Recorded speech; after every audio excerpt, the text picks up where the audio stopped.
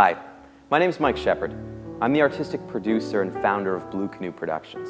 This summer we're doing a very special event on July 3rd with the Kingston Frontenac Public Library at the Central Branch downtown.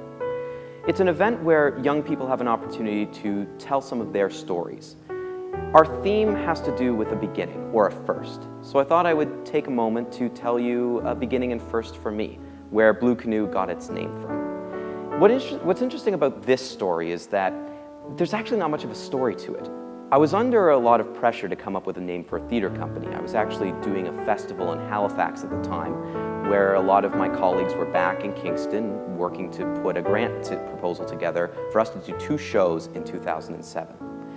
So I was trying to come up with a name and I couldn't think of anything. Suddenly it was time to mail off the grant and I put down the first thing that popped into my head, Blue Canoe Productions. There were some instances in my life where a Blue Canoe came into play. For example, one time when I was in high school, I would go to a friend's cottage every summer, and one year a Blue Canoe washed up on the shore. His cottage was on an enclosed lake. There was no feeder river, so it was interesting to us as where could this canoe have come from? It was one of the first things that popped in my head, so I put it down on paper, and suddenly we had a theater company.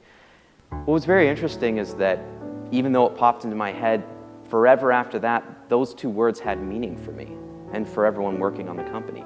Blue Canoe suddenly meant something. A color in a boat suddenly became meaning. It became a huge part of my life.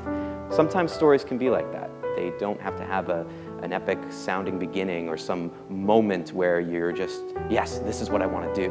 Sometimes things just happen, and sometimes a canoe just washes up on the shore. And that's my story. Hope to see you July 5th.